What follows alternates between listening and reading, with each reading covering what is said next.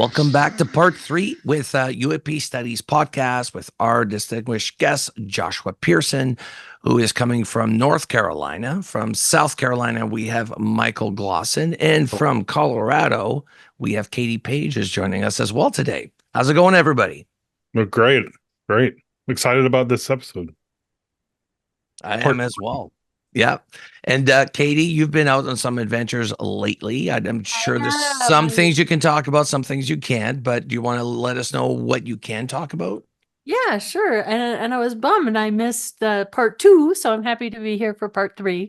I got to get caught up and get up to speed. But we were just out. There's a famous case from 1974 out of Rawlins, Wyoming, known as the Carl Higdon case, which might have some ties to my new baby, which is Rocky Mountain Ranch Research with Katie Page. And you can find more information about that at RockyMountainRanchResearch.org. And as we speak, I'm uploading a exciting video about the Snippy the Horse event, which is 1967 out of Alamosa, Colorado. One of the first mutilations that really gained popularity and attention, where Dr. Leo Sprinkle had involvement in. But we got to interview an exclusive interview with a man named Joseph Spencer, who was one of the first 4 people to be on site at the Snippy event. And he has new information, met with the King family. Carrie King was part of that interview, and that'll be out today on YouTube. And you can find us at Rocky Mountain Ranch Research with Katie Page on YouTube. And it really helped me out a ton if you guys can like and subscribe and all that, because I'm just up and coming. I have very few people right now, so help a girl out and that would be awesome. So I'm really excited about this interview though, because there's new information that's not been out there anywhere. So yeah, and 1,000% for all the listeners. If you guys could head on over to Katie's page, like and subscribe, of course, to support her. And though she may be new to that channel on YouTube, she has been a very impressive investigator in the field. Her reputation is pretty much untouchable at this point. She's done really good work. And seriously, you need to follow her and contribute to listening to what she has to say, because her research is insanely well done, and we love her. She's part of the family here, so that's what we do. We promote each other. And Michael, let's talk a bit about your the new Anomalous Review podcast that is launched. It's doing fairly well, and I always said you got a good face for podcasting, didn't I? I appreciate that. Yeah. Face for radio. Face for radio. Yeah. So we're launched. Josh is actually one of our advisory team members on that podcast. And we've got 3 episodes out with the leaders of SCU is the first episode. The second episode is with Kevin Knuth from SUNY Albany and UAPX. He talks about sensor platforms that they use and experiments that they do to try to actively collect data. The third episode is with Dr. Julia Mossbridge, who does a lot of, she's a neuroscientist and talks about the sort of neuroscientific and psychological elements of the UAP phenomena. And the next episode we're dropping is with Gary Nolan. So a familiar name in the UAP space. And we have a pretty interesting episode. I think I listened to every single interview with Gary Nolan that I could find to make sure that I wasn't asking him any questions that had been asked before. So that's tough to do. It is, but even if he's a familiar face to you, I think that it'll be worth listening to for people who might feel a little cynical about the rotation of UAP speakers. But I think that it's a really good episode. I taught him everything he knows. You know what I mean? He's my protege. He's got a tattoo of you, actually. Said, Gary, sit down. I got a few things to teach you. Okay. Have a seat. Awesome. Joshua, thank you so much for joining us again. So we look forward to this third part. This is the part where everything comes together. The first part, you sort of put at the basis of what you were going to use as your foundation for this study.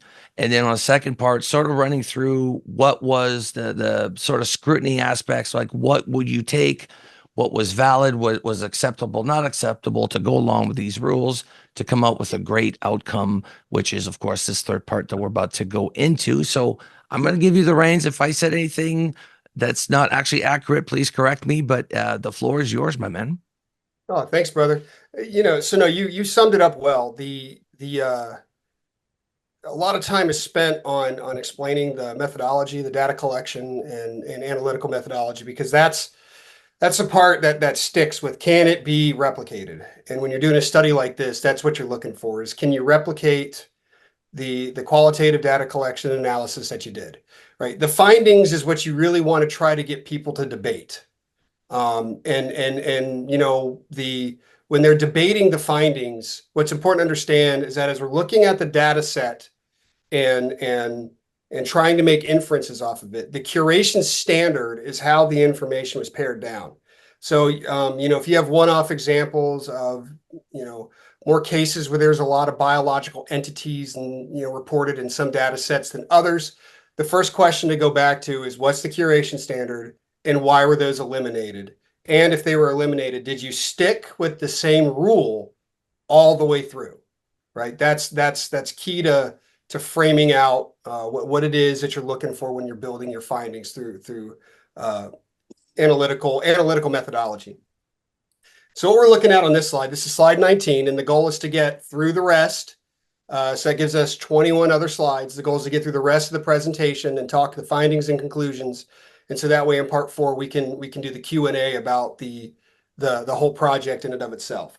So what you're looking at on slide 19 are the 42 different signatures and characteristics that were reported with a UAP. And you know, we can debate the context and the definition of signature, but what's important to take away from this is these are all means of describing what it is that people are seeing or what they're encountering, right? And so, you know, when we talk shape is the most often reported one at 539. And as you go down, you see that it gets more scalable, it gets less and less until you get to FLIR detection, where in the data set I used, only 6 cases had where a UAP was detected with a forward-looking infrared camera.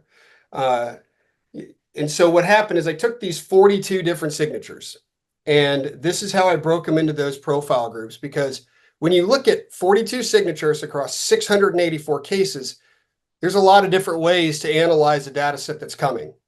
And what drove the thought into a profile group is we don't really have a good understanding of what it is when we say unidentified anomalous phenomena, or in the context of this dissertation, unidentified aerospace phenomena. And want to go back and revisit that.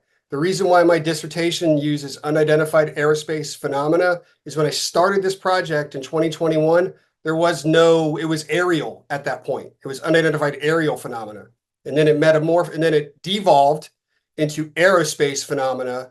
And so I changed it from aerial to aerospace at that point when it devolved into there, and then I had to stick with the name. And that's why it didn't devolve any further to anomalous, even though right now unidentified anomalous phenomena is a generally accepted term, and that is how the U.S. government, both the legislative branch and the executive branch, defines UAP as unidentified anomalous phenomena. But since we didn't really have a good understanding of what it was we're saying when we say UAP, I used another analytical process to group like signatures together. And so when we say speed, you know, we're talking zigzag movements, instantaneous acceleration and deceleration, you know, things like that would get put into the speed profile group.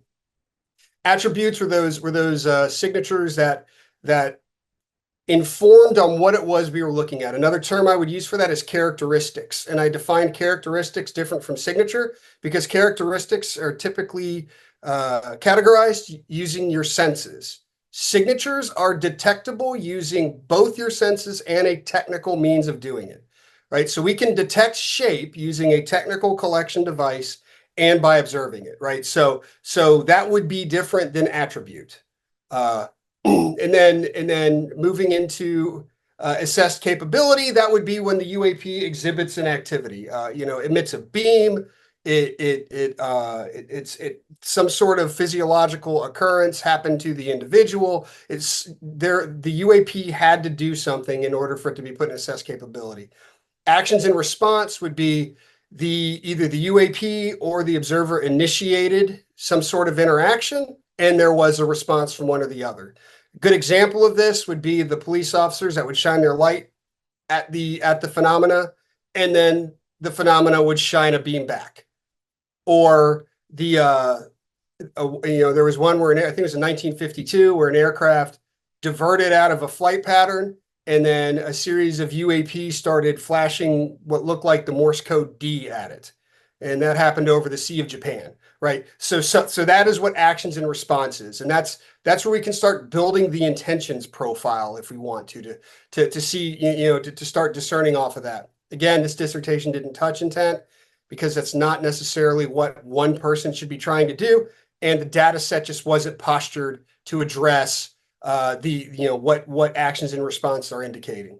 And the discernible physical features, those are the other attributive characteristics. What does it look like? How are we describing it? Through our senses. And then I compared them to the shape categories, right? And I think I've already iterated this, but just to reiterate. So you take 42 signatures, lumped into 5 profile groups, compared to the shape categories, and that's how you get your profile statements for what is a UAP.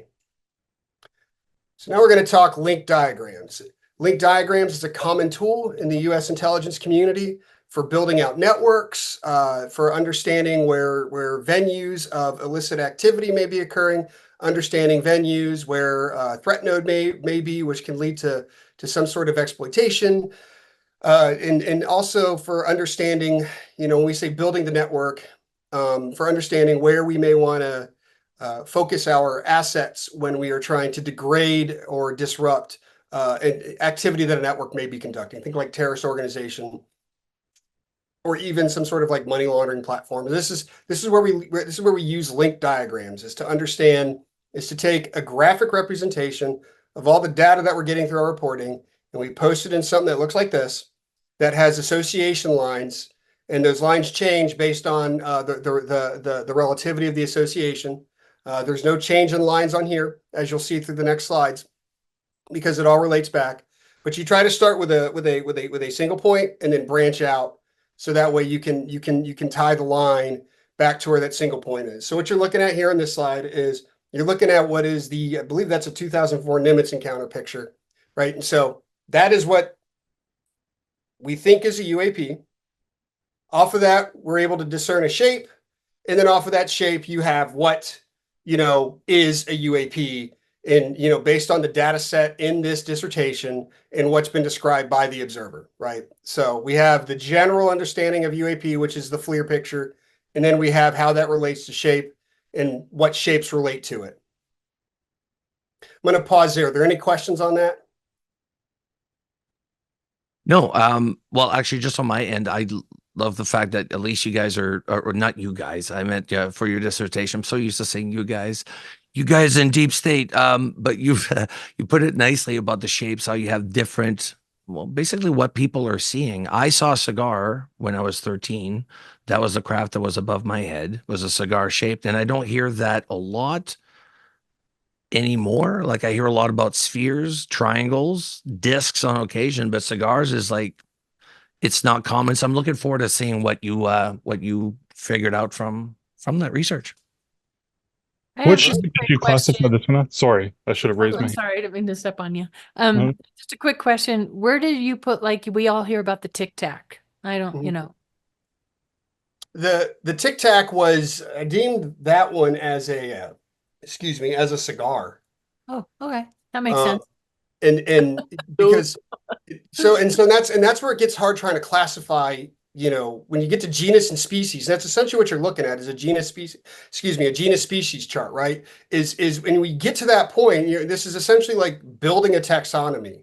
And Tic Tac in and of itself is an ovular object, white, has these, little things coming off of it, and so Tic Tac, it could be another way of describing cigar. But if I were to create a category specifically of Tic Tacs, I'd have one report, right?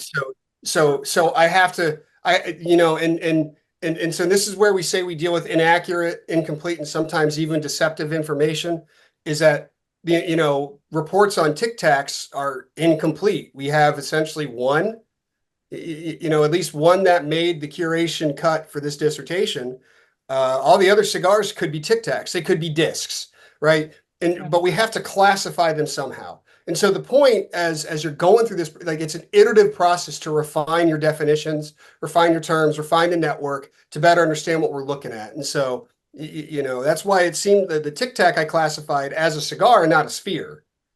And that was solely off of shape before we compared them to the profile groups is how they got classified that way. I can imagine that would be tricky because it depends on your perspective and the angle. Sometimes they morph shape. So I guess you would have to put them into category that makes the most sense. So That's yeah, that's really about all we can do. And on the previous slide, there's a signature on there called transformation, where I tried to capture the data points where the observer is describing how the object metamorphosized into something else.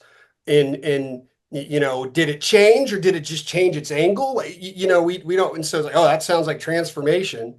Even if it turned left and that changes the perception of it, because we can only see in 3 dimensions, you end up running into roadblocks off of that. So you just have to classify it the best you can and then inform to get better data. Are you saying transformers exist? Is that what you're saying? I don't that's know. Totally I will cool. build you a genus and species Please chart. do it. Please do it. Go ahead, Michael. What shape did this one get classified as in the taxonomy? The one to the left, I think I made that a disc. Okay. And again, like I had to make a jump, and I'm having to make the jump based off of the report that's out there, because if they say gimbal, I can't classify that as a gimbal, right? If they don't really describe it and just leave it to the technical collection and it's left to me, then it's like, okay, well, this is what it looks like. So this is a category I'm going to put it in. And again, could I reach out to the pilots? More than likely, yes, but doing that leads to an institutional review board panel, which then slows the dissertation down. And so you have to take some tactical risk. And because this can always be refined. We can always get better data. There's, I'm a big proponent for discovery. We've got enough capability within house, to do it ourselves, and we can work that out over time to refine our databases so we can better sort and categorize these shapes that people are observing.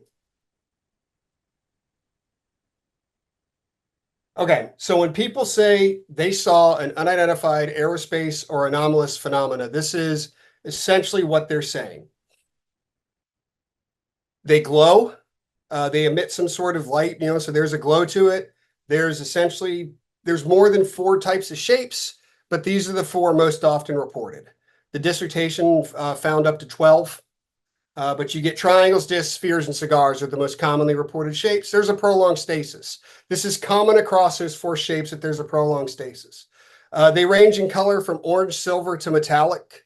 There's some where when you get into the orbs, you start hearing about blue and green and yellow, but the most common colors were orange, silver, and metallic. They all exhibit a positive lift, or all 4 shapes exhibit a positive lift. It's devoid, meaning that it can move up and down at whatever speed it chooses, using some sort of propulsion that we may or may not be able to detect. That is different than anti-gravity.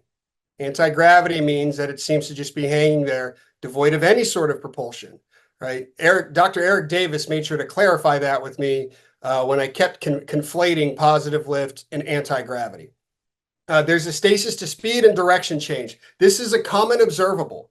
It's either not moving or it's moving really fast, and it instantaneously decelerates or accelerates, and it's able to move in a zigzag pattern or change direction at a whim. They stick around for days. That is also a commonly reported attribute of the UAP. Now, granted, it is the least common, but it is still common enough that when you say UAP, this could be a means of defining what it is that the person is observing. And why that matters is what type of capability do we have that could suspend itself in our atmosphere for days? That's a key point when trying to discern if something is incomprehensible or if it is part of our space-time interface is one of the ways I've heard it couched. When they're engaged, they exhibit a low observable, they dematerialize, or they cloak. Has been the 2 ways that, when I've worked this through with Dr. Davis, that has been described. There's either some sort of like separate, like the object just is gone, or it's obfuscated itself. And we've seen both types. And so in this dissertation, we've seen both types. And so both were categorized as low observability. There's a beam emission that targets the observer. Now, it ranges if this gives a physiological response, a negative biological response, or if nothing happens. There seems to be a range there. I didn't focus on patterns regarding beam emission. That could be a future study, a future point of study that I could write off of this dissertation. The focus was just seeing if we can define what is a UAP and what people say when they say UAP, what is it that they're saying? What is it that they're reporting? The erratic maneuver fits into that zigzag pattern, essentially. What I learned, or one pattern that emerged, was that when the observer interacted with the UAP, a response would be some sort of erratic maneuver to get away from whatever the observer was doing. And to get away is, of course, my interpretation of the event. Don't know why it did an erratic maneuver. Just the observer or the pilot interacted with the UAP, and then this erratic maneuver occurred. They remain observable for between 1 to 59 minutes, with about the 7 to 10 minute range being the most common. So that gives the observer enough time to sort, categorize, and report on the UAP with accuracy. So the thought process that we don't really know what we see and it's all just kind of made up, the data leans towards refuting that. We may not be the best observers of what's in our atmosphere, but if something lingers long enough, you can be a capable observer of what's in the atmosphere. And that's important to understand when you start thinking about, how do we focus our efforts to gather information, to refine our data sets on UAP. And then there seems to be an inherent interference with motor-driven platforms and electrical platforms. And the platform itself is irrelevant. The UAP has interacted, has shut down boats. It's who have just minor engines. It's degraded capability of a Russian nuclear warship, which that's also reported in the dissertation. And then that same UAP, after degrading the capability, allegedly crashed into it. And I say allegedly because all I have is the report that talked about damage to the vessel itself. So there's a relationship between the UAP descending into the water and the vessel receiving damage, but there's no way for me to definitively state that X caused Y. And, some people might say that I'm splitting hairs a little too much about that. But that's important when you're talking about something that is incomprehensible, that we get to that level of semantics when trying to refine our data sets. And then it's transmedium. There were reports, quite a few reports, where it appeared to move into space, move into the water, come in and out, and move through our atmosphere and our environment in ways that we don't understand. Okay, and so when we say UAP, this is the most often time they're reported.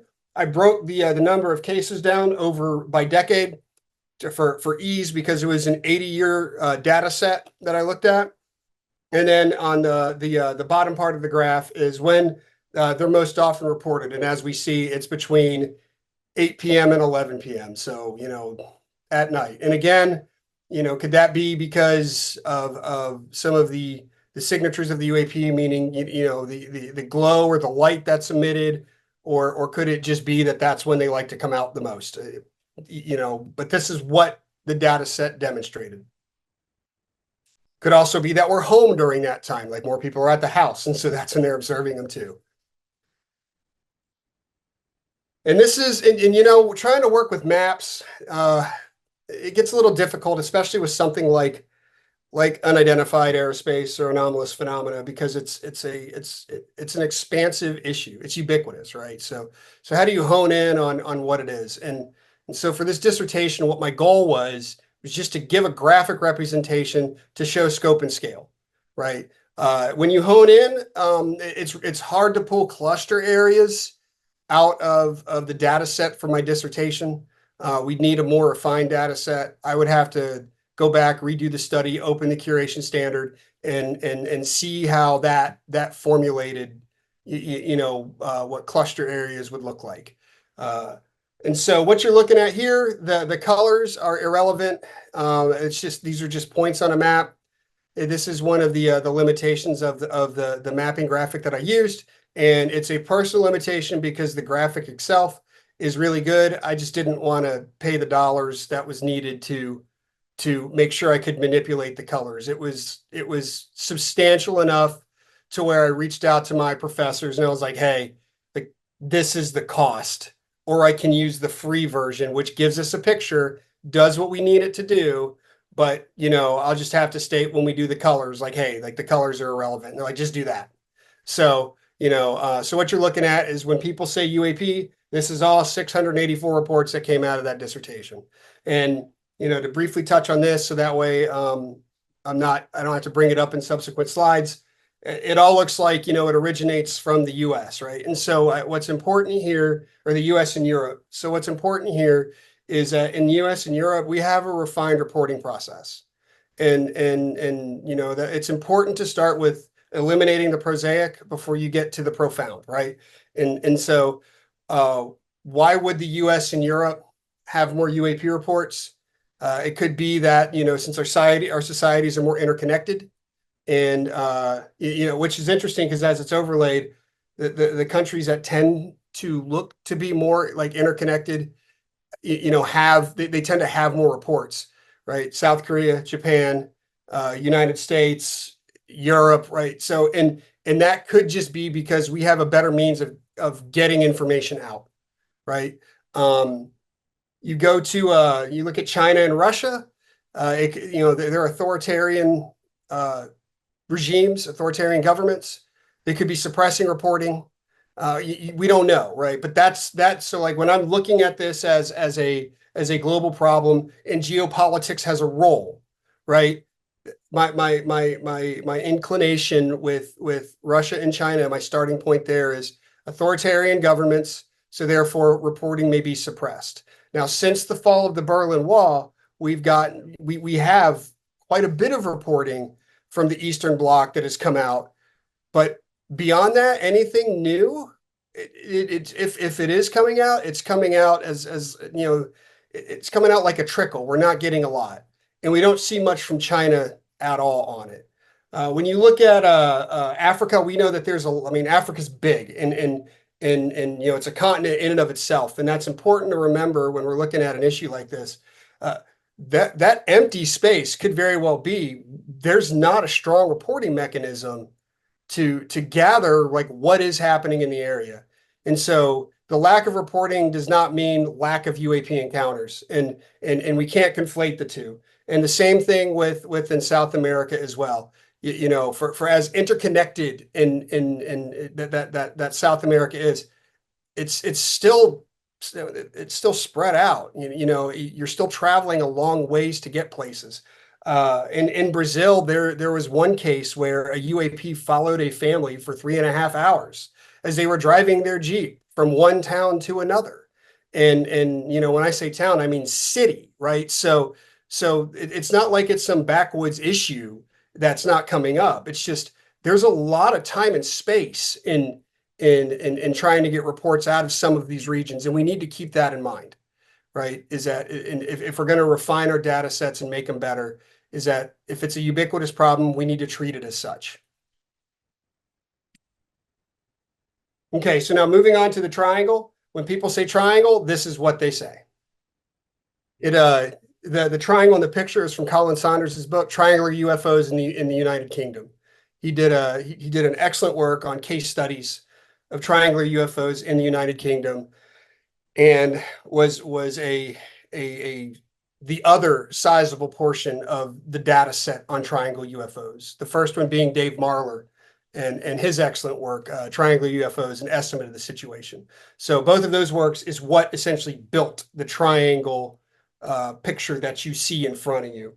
And some interesting findings about this. First report came out in 1943, and then there seems to be a bit of a lag until the 70s and 80s, and then it kind of bumped up some, and then there was a lag again until late 90s and into the mid to late 90s is when it seemed to take off. Using system one thinking, more of my intuition off of that, with the experience that I have in national security. To me, that indicates some sort of technological research development and advancement over time, which places it in a specific category of technological capability. Another interesting aspect of it is these don't appear to have a transmedium capability, right? So triangles tend to stay within our atmosphere. They may go very low to the ground.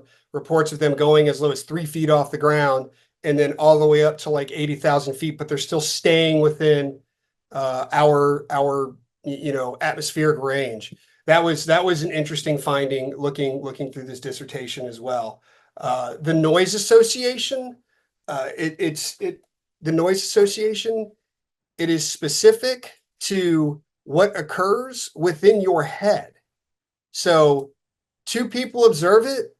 One may hear a drum beat inside their head. The other one may get an inner ear pitch, right? But there's no association outside of what is going on inside. It's like the sound was infused into their head, right? And then there's also a lack of sound reported for those who have observed it, and they just don't hear anything, and so that's that. I'm not sure what would make that happen, but that is one of the key points that is reported, is this issue with noise and how it plays on the human psyche. It's susceptible to radar detection, but it obfuscates itself through maneuvers. So there's some reports on this materialization, dematerialization aspect, low observable capability associated with the triangle, but not many. Most often the response tends to be obfuscation through maneuvers, just moves really fast away or towards the object or person that is looking at the radar, that has detected this thing. The discernible features tended to stay the same for the most, throughout the course of triangle reports. Aperture in the middle, shaped like a blunted D, or shaped like a D with a blunted edge. And what we've seen in the shape is that tended to evolve. It went from like a delta wing to a gray hunk to now what you see on the picture with this grid-like structure, and fluid has been reported to be observed moving through the grid-like structure, right? So, and then it has lights at the apex. That has been a commonly reported aspect of it. There are reports of deltas where the entire delta had a series of lights put all the way across. And, I think we're all pretty familiar with those reports, but most common was 3 lights, at each of the apexes and 1 in the middle. The transmedium capability, again, not necessarily present. It's just not reported with triangles. It does remain in stasis for several hours. It just parks itself and doesn't appear to do or move or maneuver until the observer pays attention to it, right? So, catches it out of the corner of its eye, and then it stares at the object for a minute. And then as it starts walking towards it is when some sort of response occurs, right? Again, one may not trigger the other, but what we're seeing is that, as that response is occurring, there may be a relationship there. It does cause physiological issues. When the triangle is present is when you start getting the time loss report, and the radiation sickness and burns is also often reported. Its responses to interaction ranges from pacing a vehicle to emitting beams, right? So it either pace something or it will hit it with whatever light attribute that it has on the underside of the object. It also uses the stasis to hypersonic speed relatively frequently, and it also deploys objects. And this is where we start seeing the spheres, cones, and cubes, and these objects glow. What's also unique to the triangle is when they deploy these objects, the cone specifically has been fired into the earth, like the soil itself, buried itself, and then covered up, like on its own, like the dirt just recovered itself. And then when the observer brought people out to try and dig up whatever went into the earth, there was nothing there.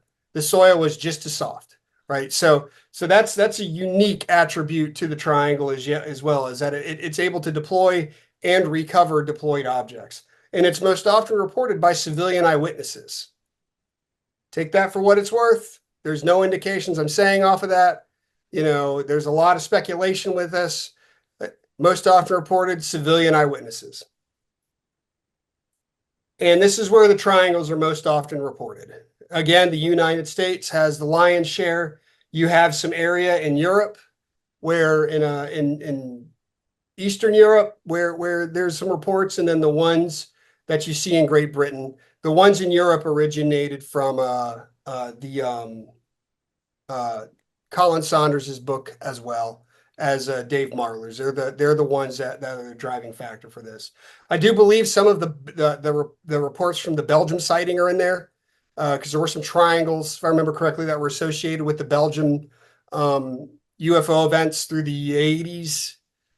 So we do have those are also included in there as well. And I've already briefly talked about the slide a little bit, but again, this is the how often they're reported over time and when are they typically observed. And you see that spike between 1999 and 2000 is when they really started to make a comeback. And again, right, it's 33 cases that met the curation standard. That's still pretty substantial when you consider that there were 184 cases overall. And if I were to go through and count the cases out of, and as we saw in subsequent slides or in previous slides, the case count, you can see by ratio the cases that were reported in that year to how many actually were derived from the two works, from both Marler's and Saunders' work to see. And that's pretty substantial when you think 30 cases, even though they might be spread out for that 1 year band between 99 and 2000. All right, moving on to discs. When people say discs, this is what they're saying. Now, discs have a more colorful history in UAP lore and in explaining the UAP issue in general. They do impact livelihood, starting from the top left, right? The Colaris event we are all aware of, and it is still a course of discussion, even today. And in current works, the Colaris event keeps coming up as a talking point about what is this phenomena that appears to be interacting with humanity. Off that Colaris event, we know about the radiation burns, we know about cancer, and we know that it left a physical, that there's physical evidence of that encounter. The disc also it appears to be the impetus for us starting to understand the low observability capability. This materialization, dematerialization aspect. They have there's a negative response to interaction associated with discs. When they come around, not good stuff happens. It ranges from shining a beam to the observer to making a rapid movement and to even pacing a vehicle or an aircraft. And they've been known to stop these vehicles as they're moving on. What's different between the disc and the triangle is the triangle, when it's pacing a vehicle, doesn't stop it. It just paces it. With a disc, the case I was talking about in Brazil, that was a disc sighting, and it stopped the vehicle a couple of times and was shining that beam right into the Jeep, and then it would allow the vehicle to travel again, and then the family kept driving, and as they picked up speed, the disc would pick up speed. But it was stopping that vehicle as it was traveling down. It emits a sound, but the difference between the drum beat with the disc is it's not in your ear. So it's heard outside of instead of feeling it in your head, and this is how it's reported. Instead of feeling it in your head, you hear it out, in the world around you. Best way I've been able to understand this is I've got tinnitus, so I always hear a ring, and it sounds like it's coming from inside my head. But when you turn on the radio, you hear it coming into your into your head. And that's the difference. So with the disc, that drum beat appears to be outside of the person's, inner phenomenology or inner physiology. The pitching ear, however, just like the disc, it is in the head. It's like tinnitus. It glows and it also emits the halo. This is where we start getting into those halo reports. You have an object, and then you have this empty space around the object, and then you have this halo around it. Dr. Davis has talked about how that could be a form of electromagnetic propulsion. I might have gotten that wrong, but it's a different form of propulsion that allows it to maneuver in our environment and with minimal impact. That glow is also present, which could also be part of that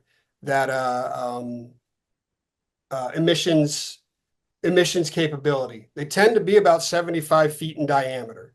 We've heard them range from 10 feet to 300 feet. And I did do dumb guy math, and 75 feet was the most common. That was the mean when I did dumb guy math, 75 feet in diameter. Katie, did you have a question? No, I just had a comment that 75 feet blows my mind because of the landing site from my childhood in the report, in the APRA report, 75 feet in diameter. Look at that. Synchronicity is something else. Oh my gosh. That confirms the accuracy of the finding. Right. Yeah. I was just like, oh. Wow. That's pretty cool. Mm-hmm.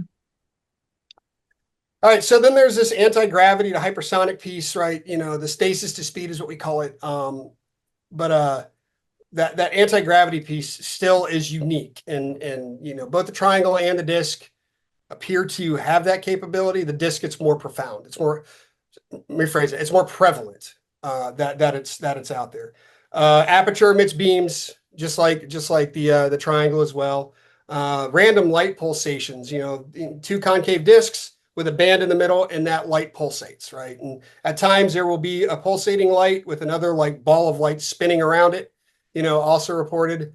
I thought that was pretty cool because, I grew up playing Space Quest, and that was exactly how they portrayed the disc in the 80s, and so it's like, oh yeah, look at that. Yeah. So that's where they got it from. It is prone to radar detection, more so than the triangle. We are, whatever it's emitting, we're able to pick up with our current capability too, as well as, coming through time. This was a common theme, that it was prone to radar detection. Physical features, we talked about the concave plates and the light band. There's a red light that sits on top of the dome, right? So you have two concave plates, emission beam from the bottom, dome on top with a red light, right? So, so now we're starting to, as we're going through this, we can start refining our data sets, because this is like the initiating stages of a taxonomy, right? Like, so when people say, I see a disc, we can go, well, did you see a dome on top? Was it a red light? Or describe the disc to me, because you don't want to start with a direct question like that. Describe the disc to me. And if they describe it like this, we can go, hey, look, yeah, we can say with this level of confidence that we saw a disc. Or, we have to, if they describe something else, we can take that as a different set and apply it to the data set and refine our databases. They maintain a presence for 15 to 30 minutes. They broke the barrier of that 7 to 10 minutes. They stick around, So what I think is interesting about this is that I was paring down the data set, and I focused on, when I was focusing my curation criteria, none of the stuff you see here was factored into my curation criteria. So, but that 15 to 30 minute presence emerged on the discs for data for cases meeting the curation criteria that I established for this dissertation. I don't know what that means. I just think that that's a unique piece of information, potentially for future study. There's a trace evidence that discs leave as well. Triangles don't seem to leave much, whereas discs distort radio signal. There's some sort of electromagnetic, interference.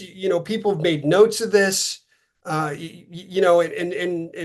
with that trace evidence, or there's trace signatures, it's possible for us to use the object that was distorted as a source to place the activity in space and time if we have the right technical collection capability. Trained observers typically see these, military and pilots. So it's not just civilians, right?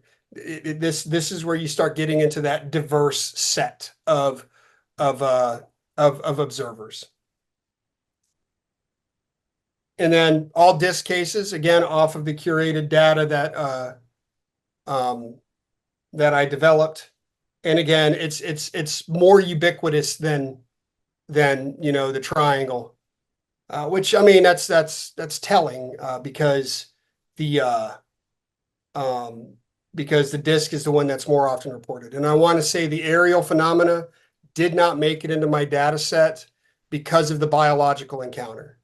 But that is one that I want to make special mention, because that was a couple of disks, and future studies, it is going to be part of my data set because of the signatures and the nature in which the encounter occurred. You mean the aerial school phenomenon in The Zimbabwe? aerial school phenomena, right? Yeah, Did I say it wrong? You said aerial in it, and I didn't. I wanted to make sure we knew you weren't saying AERIAL, but Yeah, no, that's right. The aerial school phenomenon. yeah, in Zimbabwe in '91. That one is not included in this because of the biological encounter. That was hard, and again, that one was hard to eliminate. I also had to eliminate Kevin Arnold's case because it didn't meet the curation standard. And so when people may say, okay, you're picking and choosing, or your data set's limited because of this or that, it is limited, right? It was designed to be that way because, we're looking to see which of those cases we can, which meet a stringent means of evaluation, so we can start building out these profiles and see it and discuss and discern what it is that we're seeing. I am writing a paper on the relationship of UAP and biologics and these biological encounters off of my dissertation, and so I'm going to make special mention of the aerial school phenomena case in that, and it is going to be in that data set. So, and I'm making an exception.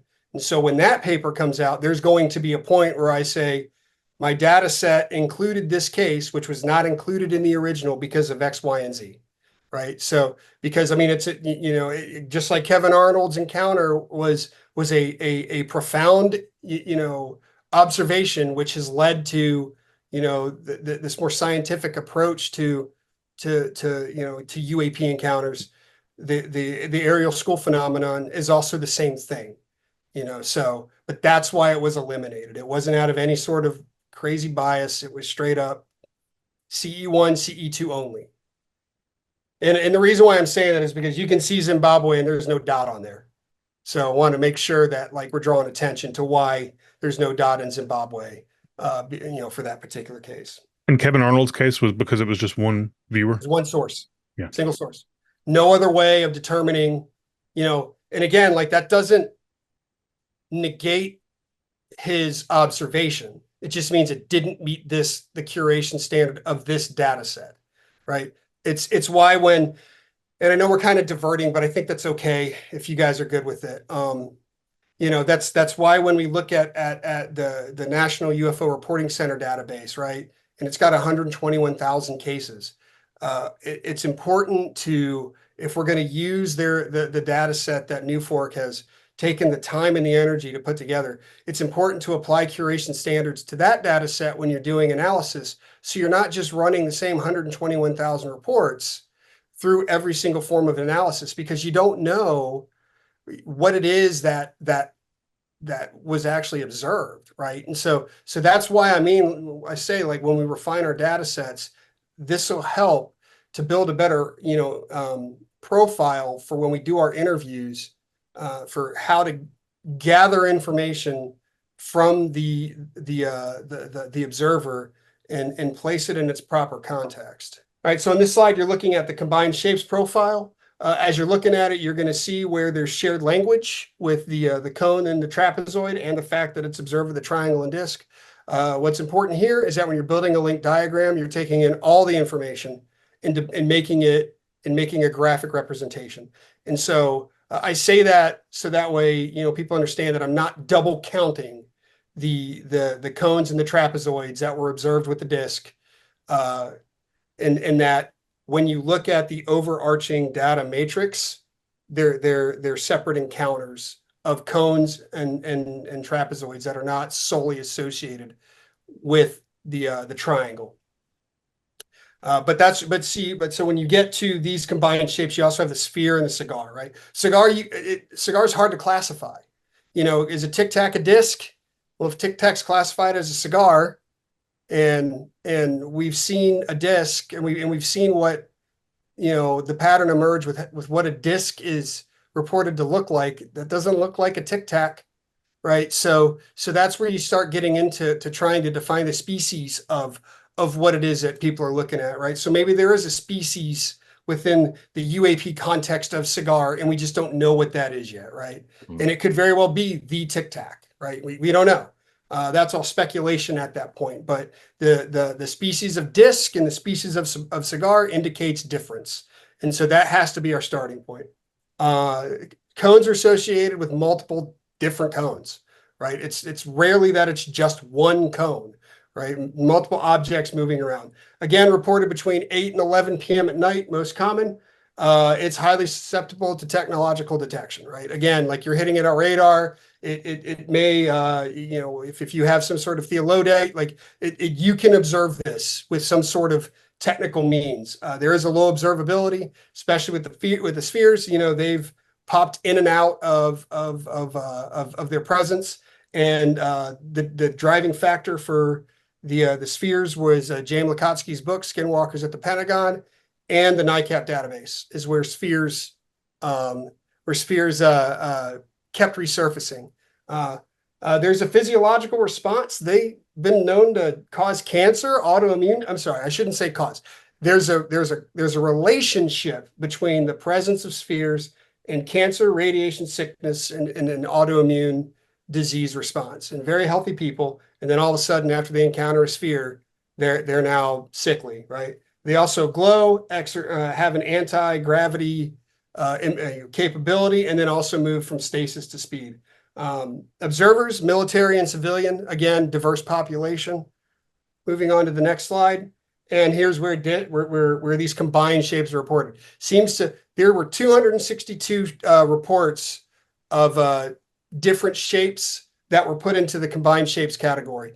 And again, the reason why I did that is because I was looking for at least 127 cases before I broke out the shape itself from the rest. And the combined shapes didn't meet it, so I had to put them all in. So like one single shape in the combined shape didn't meet 127, so they were all combined. And before you ask where I got that number, again, that's like 10, 15 years old of, talking through some other, PhDs much smarter than me on how to, use empirical data. And that's like the number everybody looks for is 127. Like, okay, I don't know why, there's some books written on it somewhere. Like I said, if anybody has any idea, throw it in the comments because I'd love to get my hands on them. But this is the map of where these spheres are reporting. And we'll move to this slide. And, again, just case reports, happens at night. You do have a bit of a lag between the, 80s and 90s. I think we can account for the stigma for that lag and a lot of, I don't want to anchor it solely to the stigma, but we do know that that's played a big part. And then Jason, I'm going to do one more slide before we get to conclusions. Mm-hmm. And that is unidentified submersible phenomena reports. These are I think it's 17 reports where water had a role, or when water was present, it wasn't just like, oh, there's a pond and a UAP. There seemed to be some sort of interaction or activity that was exhibited by the UAP with the water, right? And so these are the 17 that were extracted from my data set where, you have some sort of transmedium activity occurring, or you might have where the UAP, was sucking water up. It was causing it to roil. It may have been under the water, so again, not a lot of data out of my data set on this. I do know that the Scientific Coalition for UAP Studies is doing an unidentified submersible object study. And so their results are going to be pretty profound when they come out about what it is that we may be observing. And I'm going to click to one more, and we can save this one for the next presentation, but this is where we get to the conclusions. So if this is where we want to stop, we can go ahead and open up for questions, and I'm on as long as you need me to, brother. Oh man, I already have so much many. I look forward to the conclusion part as well, but there's so many things that you pointed out that I got triggered. Okay. I was triggered and I need to talk about my feelings. But No worries, brother. yeah, the first one that I was going to mention is that Katie's probably in my field here, but I'm only missing one to have collected them all because I saw discs, spheres, and cigars in my life. I've never seen the triangle yet. So if I have the triangle, then I get all 4 check marks.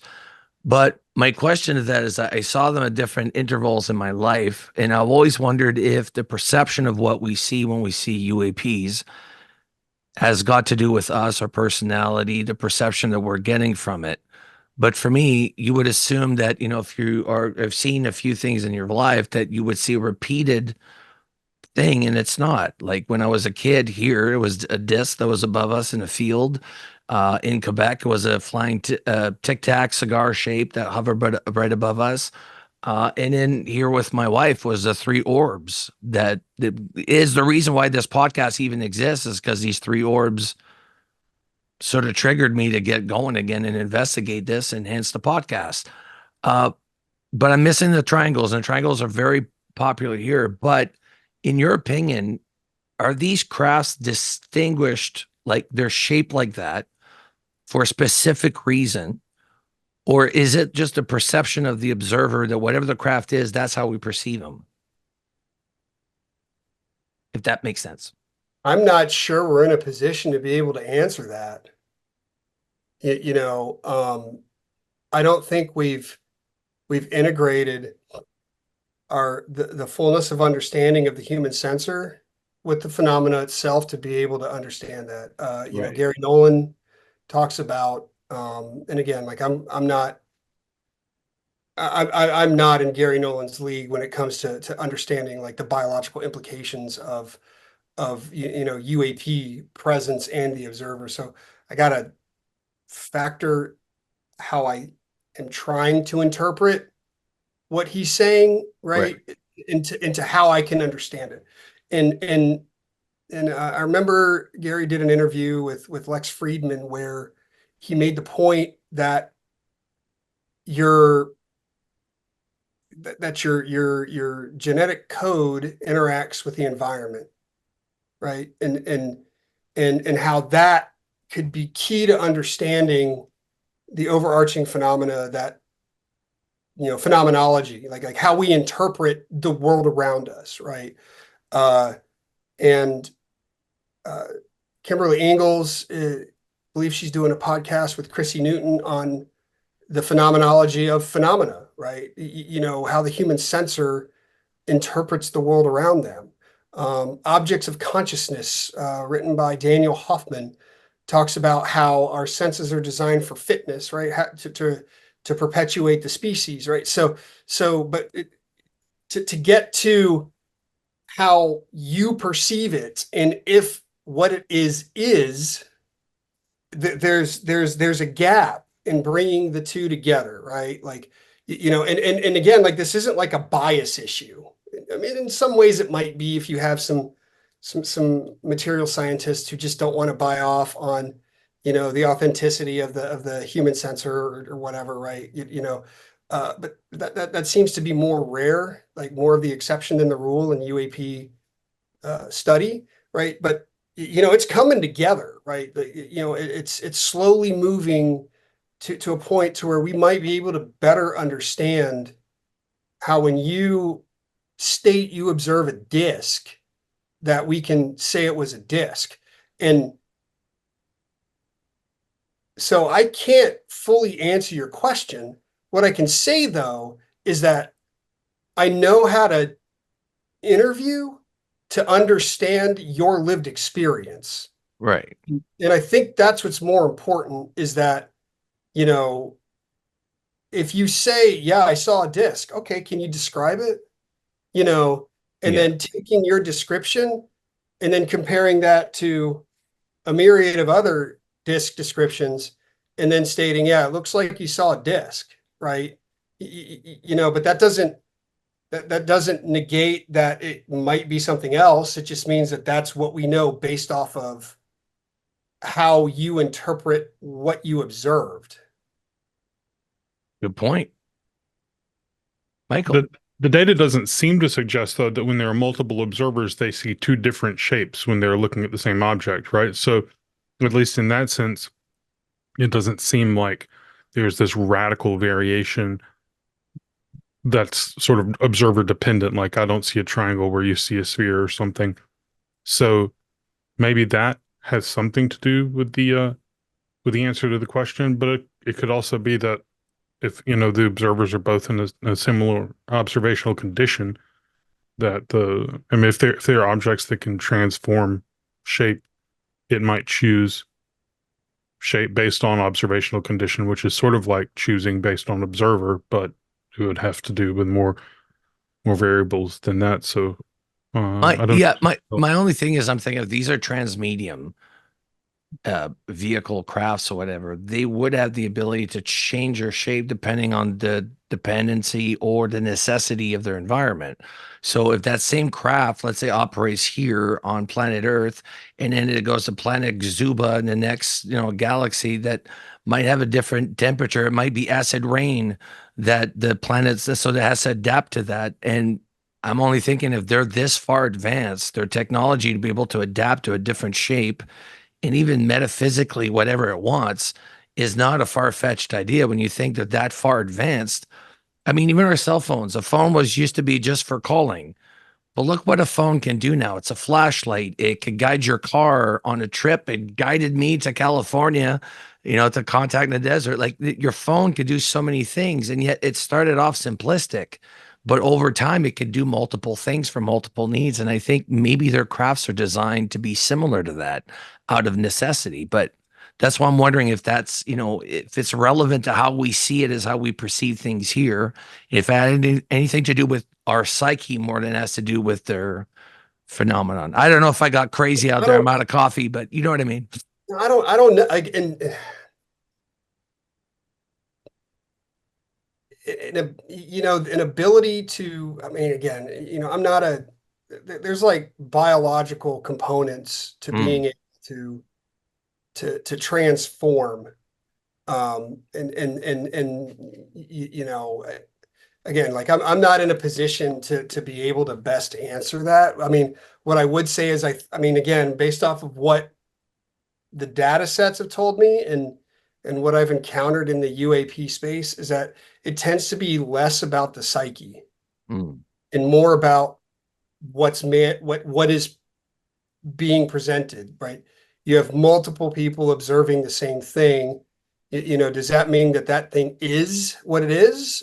At least to the multiple people observing it is. And what the data set is demonstrating is that it's more than just them in that one lived experience, right? So it's happening over and over and over, right? And that's what the pattern is telling us. So in that context, it may be less about your perception and more about its reality in our space-time interface, right?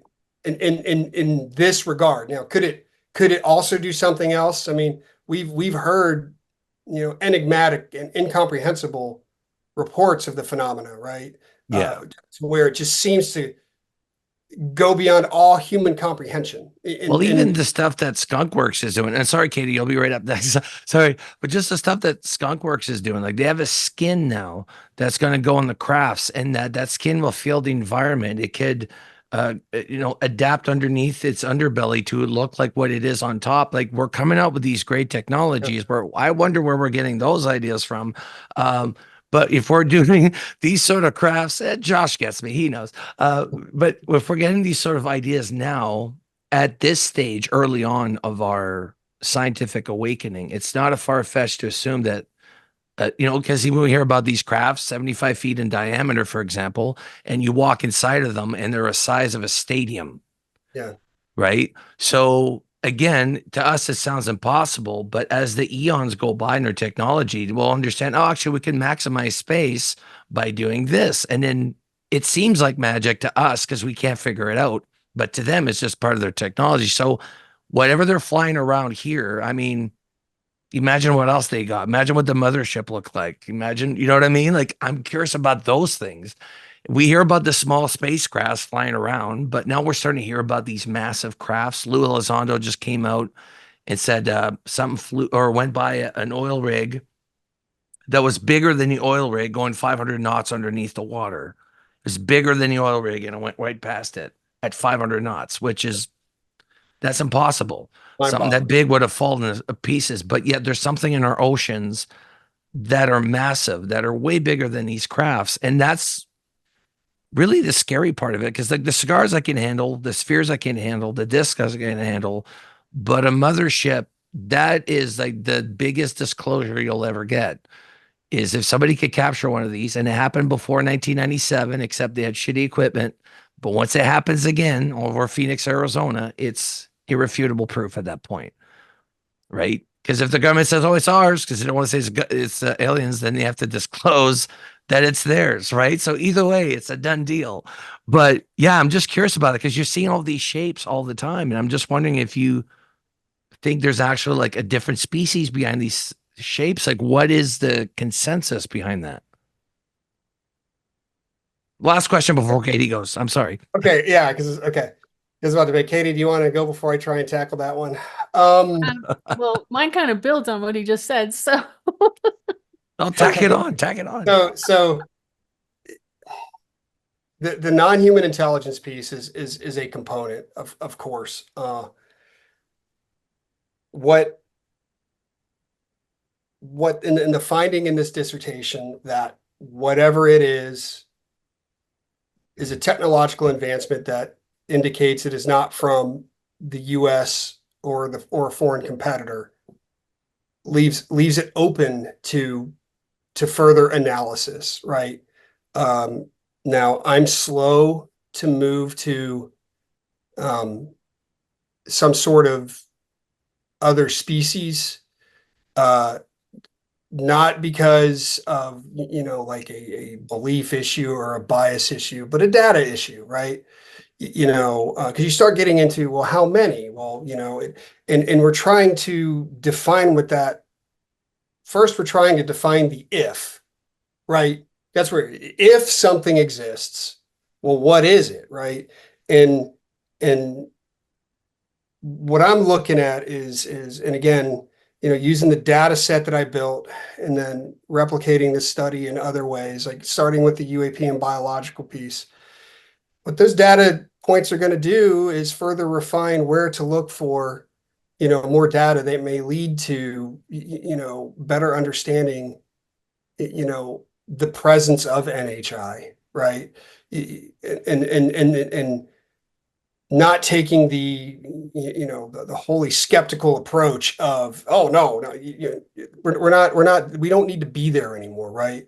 But what we need to do is start at step one, which this dissertation states, and I would say definitively, that people are observing something, right? Something is happening, right? It is not a collective pathology. It is not some sort of like societal construct where it's just all made up and everybody's buying into whatever, right? So now that we've said something is happening, okay, what is happening?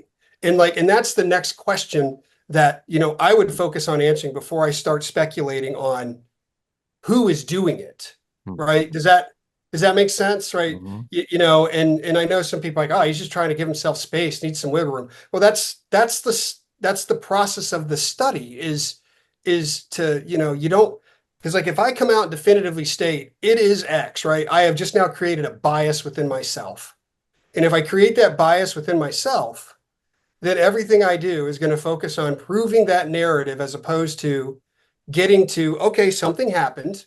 All right, what happened?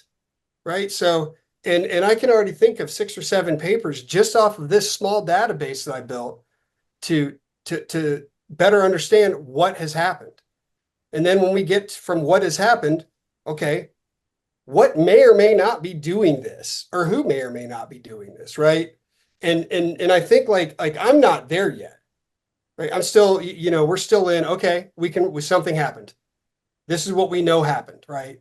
And that doesn't negate or disprove or discount anybody else's lived experience. If anything, it affirms that they've had something happen, in that it's not a collective pathology, and that whatever stigma was attached, right? It was exactly that, a stigma to keep reporting from, filtering up for whatever reason the stigma was applied.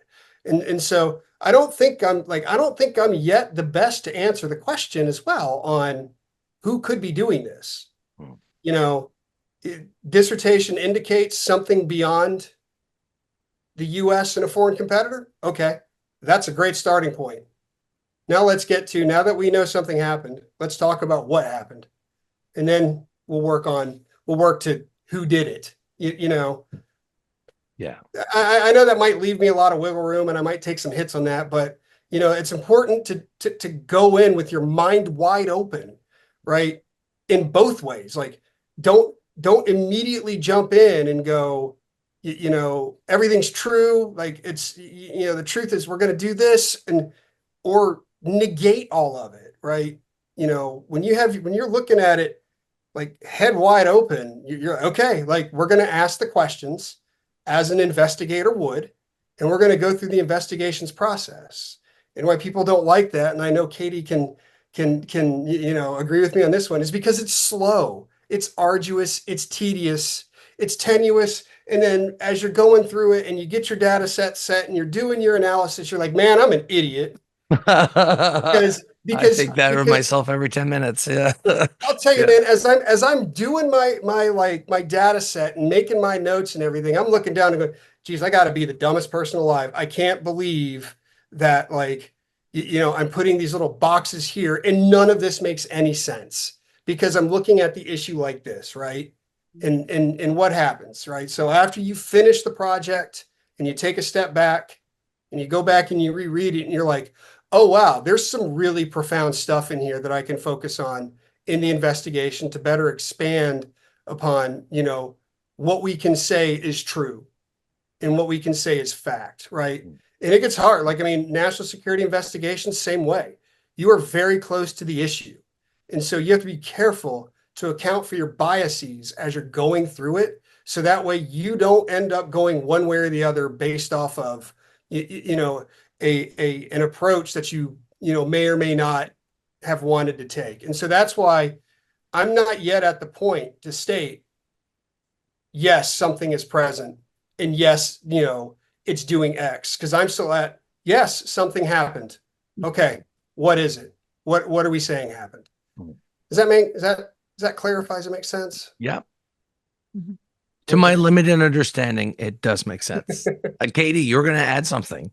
I was just going to say, I think that's brilliant, because when we start getting into the who, and then we get into the why, and we get lost and it gets muddy. But my question for you was, how did you or the observer determine when something is cloaking compared to just vanishing or disappearing?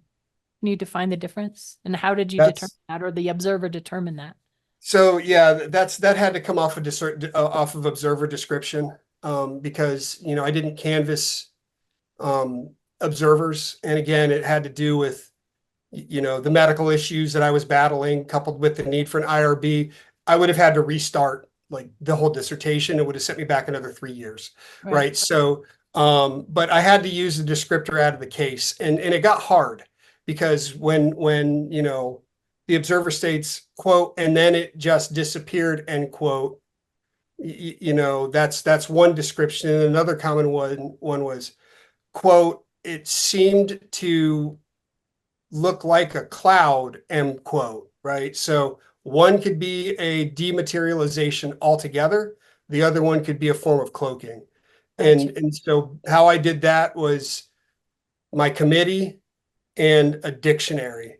Right. and wrestling over the terms so that way I could classify it a certain way. And so essentially, like the term low observability is the genus, the species would be dematerialization or cloaking, right? One or the other. Right. If we're looking at it like a genus species chart. Yeah. And perhaps something that cloak is going to have, like, it'll maybe come into view and out and in and out, or have some shimmering or something like that. Okay, I was just curious about that. And I'll tell, and as you're going through, because I think you're going through like it's almost like a comprehensive history that you're going through, and you may be positioned to help define that, because you're going to have the firsthand accounts right there to start making that determination between, okay, is it cloaking or is it some sort of materialization? I mean, that'd be great to work through to further refine that particular signature of it. Yeah. And that's why I think what you're doing in your dissertation is so important, because it causes somebody like me to actually break it down and think about those little things, and to know what to ask, the observers or the witnesses. Oh, did it, and again, you don't want to lead the witness into an answer, but you can be aware of little things like that that'll help you put it into certain, more credible cases, or just put them into these categories that are important. So I think that's really cool. Yeah, I'm looking forward to seeing the results of your work when you, as you're working through that massive data set that you've got. Right. She's gonna write a series of books. I swear. She's gonna go through she's gonna go through a wave of just writing. Michael, do you have a final question for our guest today? Yeah, actually, you sort of addressed it. I was going to ask about how you define low observability, but it sounds like that's kind of a genus of different observational aspects or characteristics. But I guess maybe I'm wondering how you define the difference between an object being difficult to observe, or low observability of an object, and low observability just in the conditions that you're making the observation. Like, how do we know if the object itself is being difficult to observe versus whether we are just not in a good position to observe it? That is a gap in the data set. When we were talking my research question, I was unable to answer the question regarding the environment, the role of the environment with the UAP. There's just it's typically not reported. So it seems like though some of the low observability cases that you're talking about sound like it's trying to evade observation, yes, as opposed to just it's not easily observable.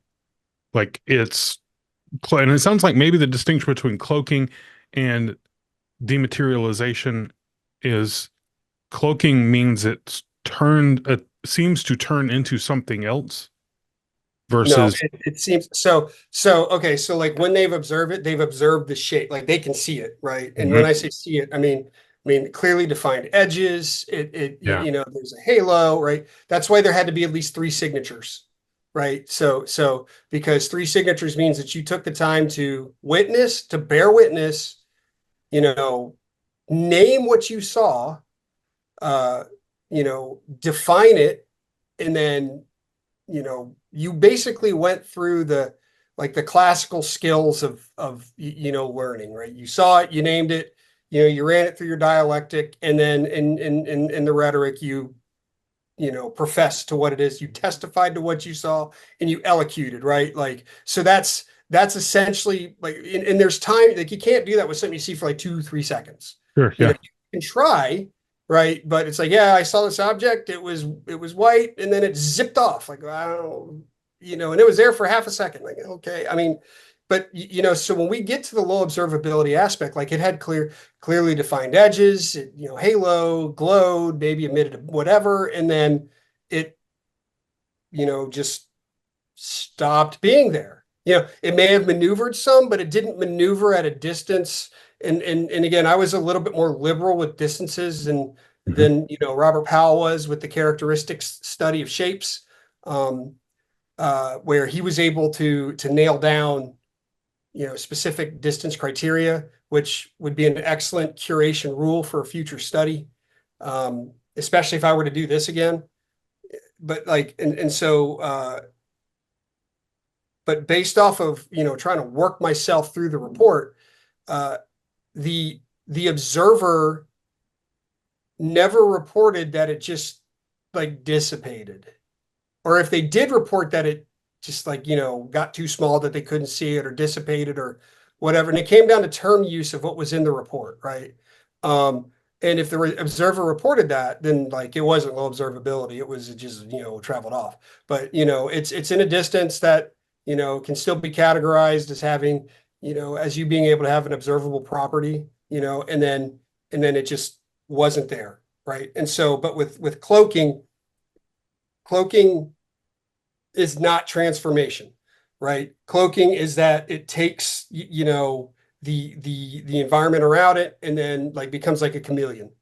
Because that, when chameleons do that, that's a cloaking mechanism, right? Yeah, I said it badly. When I said change into something else, I meant it takes on the appearance of a cloud that might be behind it or something, not necessarily that it changes its actual form, doesn't transform it. Just it's the best way to describe those Klingon warships in Star Trek. Yeah. So let's pretend for a minute. We're gonna close here, but just thought experiment. Let's say I'm the president of the United States, and I hire you as my national defense advisor. Okay. And I ask you, how many wars with how many countries can the United States fight at the same time without collapsing? And what is the number of countries that would be required for us to collapse in case of war?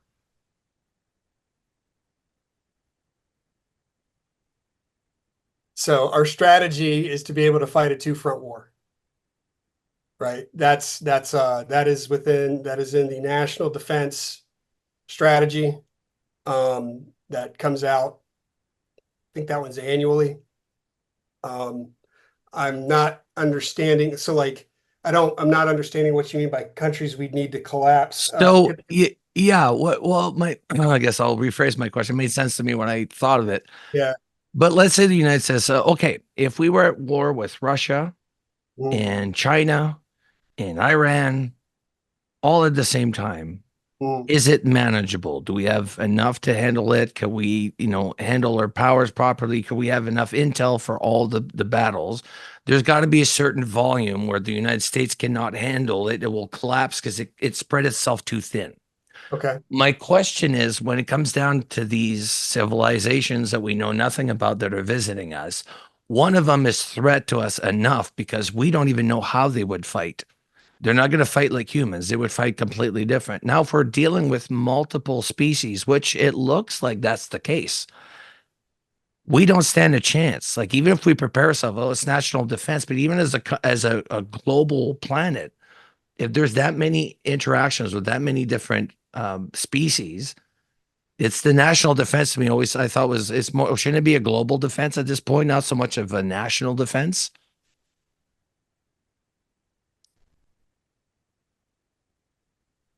I win, guys. I win. That's you see how you got him thinking. I win. Yeah.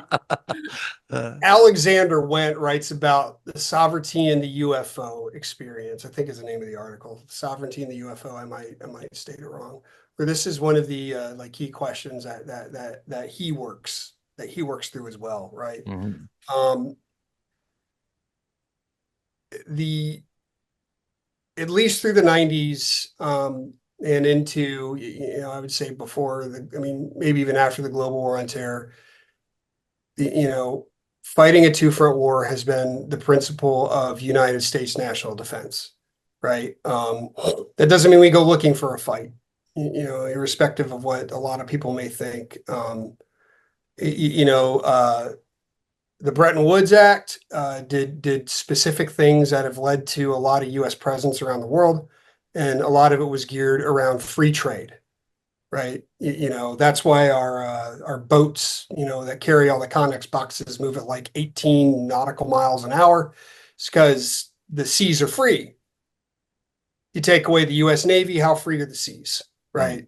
Think about what happened when the Brits were press ganging, people into the British Navy, and the the you get to the Civil War, and you had blockade runners and other navies wanting to get involved with the U.S. Navy, for specific trade accords with the Confederacy, even though nobody really cared if the Confederacy won or lost. It was just another trading partner on the board to marginalize U.S. national power, right? Like, so there's a level of realism in the national security and international relations landscape that we have to factor in when we're trying to figure out what national defense and what a national defense strategy looks like.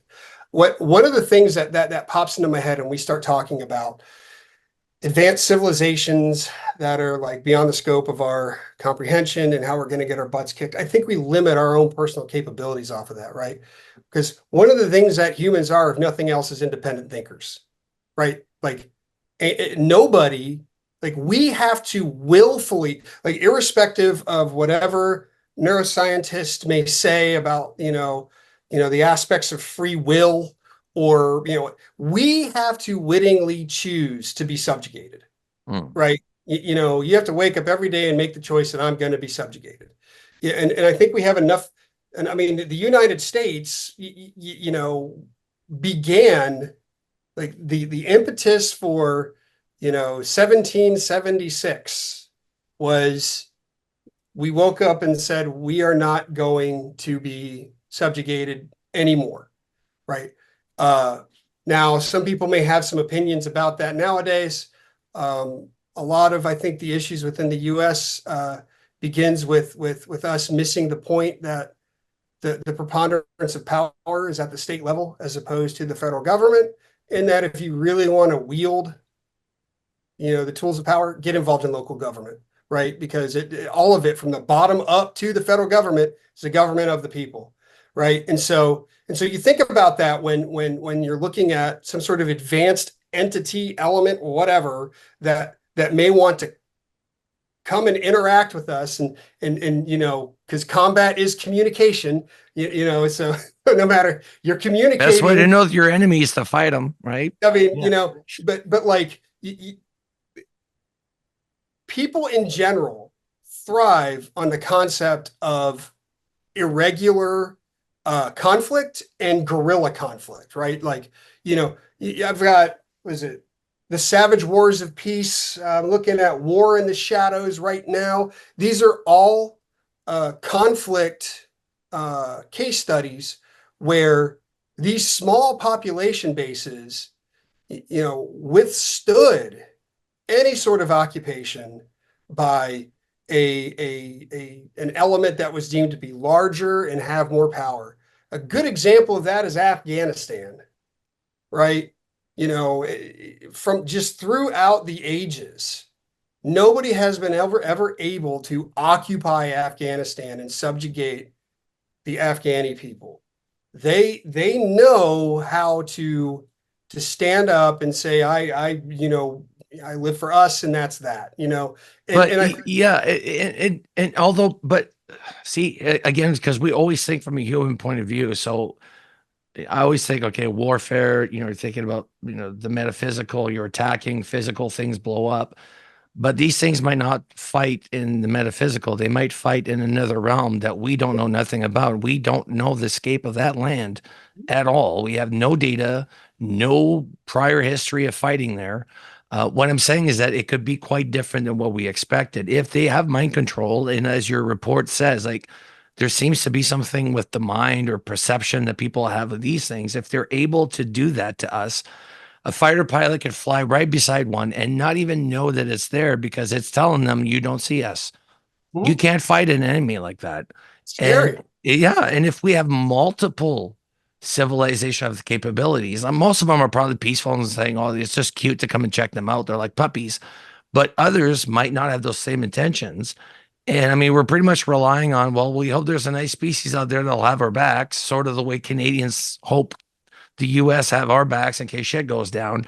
But that's not a good backup plan. You should have, and I'm just worried that as much as we can prepare ourselves on the physical aspect of these confrontations, I still think the fact that they shut down you guys is in a very powerful country with nuclear weapons. They shut you guys down like you're a daycare that didn't, follow through with its processes. Like they'll shut everything down. And that's just pretty much like catching us with our pants down, saying, at any point in time, you guys want to make war or launch one of these things, nice try, kid. And that's the feeling I get. And as much as I'd like to boast that American movies are right, that America somehow is going to figure out how to defeat the aliens single-handedly, I don't think that's a thing. That's what I'm worried about the most, is as we're going into disclosure, should not just be the United States doing the bulk of the work with your Congress. It should be the world. Everybody should say, hey, we have that exact same problem here. Because it's, the national defense, even Canada, we keep hearing about national defense. Let's talk global defense. Why is nobody talking about the global defense? If the whole world falls apart, it's not like the United States is going to stay perfect while everything else burns. That's impossible. So that's my thing, is like, if there was a threat narrative, if they have that level and capacity, it would have already happened. We would be saying hello, leaders, right now as it is. The fact that they've shown restraints, and like you mentioned, they'll go away the minute you see them. They do the same thing with military pilots. They'll avoid the fights. They'll avoid confrontation. So they seem to be a little bit more mature than us on this scale, just based by the observations. I feel like we're dragging Joshua outside the boundaries. I think outside the boundaries. You're right, Michael. I think, we're taking him into the woo. Like the tool. I mean, we could say the tools of national power, the tools of global power, right? Like, I mean, now we're getting into like the strategic security definition, and this is more like speculation at this point, right? Our focal point seems to be nuclear weapons. And that's always kind of boggled my mind, because what has caused more damage than nuclear weapons is a pen, right? And I like that. That has been our saving grace. After so you have the pen. What comes after the pen is a bullet or a round. A weapon. A small arms weapon, right? And so like coal, fossil fuels, or something. And then that's like the third. I mean, when we talk about like exerting influence that leads to lethal engagement, right? Like it's a pen, and then you get to like a bullet. What a drastic jump, though, right? From a pen to a bullet. So we go from no in between. But like the conversation is always about, what about nukes? I don't even know if nukes are going to work properly in space, right? I mean, there's speculation. There's a lot of conversation from our physicists. Like, I'm like, well, that's exciting. Let me go ahead and see if I can learn more about, does the lack of, oxygen change the nature of a nuclear weapon in space? Would it even be usable in that type of regard, right? And so like, so from that standpoint, I still go back to like, when we talk, you're looking at global security and like global defense, and potentially like, how do we bring a bunch of unwieldy powers together based off of a bunch of documents signed in the 1600s, I think, and at the treaties of Westphalia that led to balance of power politics and the nation state concept. And I think what's important to remember is that at the end of the day, if humans are nothing else, they adapt. And if something tries to exert mind control, and again, right, this is wild speculation, right? Like, this is like highly hypothetical and not at all tied to the dissertation, but it's fun to talk about, right? So if we're talking about something that comes in and exhibits some sort of mind control, right? That's like, I mean, I'm going to go with, okay, that sounds like a hive mind principle, which independent thinking in and of itself may act as a buffer to hive mind like principle, right? I don't know, right? I mean, I'm sure there's a bunch of like people smarter than me who could debate the principles of what that looks like, but I still go back to like, just because you have all the guns doesn't mean you have all the victory, right? And I think I want to leave it there, because I don't think it's going to do. Also a great title for a book. Katie, you had a final question. All right. I apologize if you heard the smoke detector go off. I'm put it on mute as quickly as I can.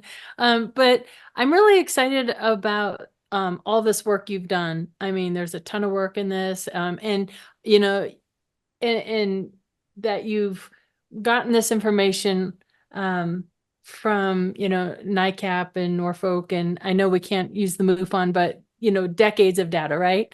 And I'm just wondering, my question is, what now? What exciting things do we have to look forward to, and where do we take this from here? How many other little sub projects do you have going on, and what can people that are interested in the topic, what can researchers and investigators and just people with a general interest do to help this project along? Katie, thank you for that question. I'm going to take that and put some thought into it. And when we do part 4, I'll have some answers, and we can rap about it then and go from there. I'm looking forward to that. So, Josh, thank you so much for coming back on for part 3. I know this is quite lengthy interviews and, of course, presentations, but you're rocking it. I could tell you're sweating a little bit, but that's because it's hot when you're always on the mic, right? For sure.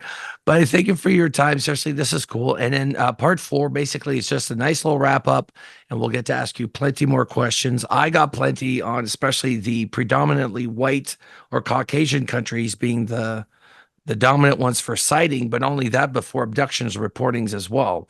So I want to definitely delve into that, since it's my point of interest the most in this field. Again, guys, if you can, please go to YouTube and look up Rocky Mountain Ranch Research and the Anomalous Review with Michael Glosson. Both of them would love, and I would love for you to go and like and subscribe, follow them, as these are our peeps, and that's what we do in this community. We support one another, and we'll be back with part 4 of this presentation very soon.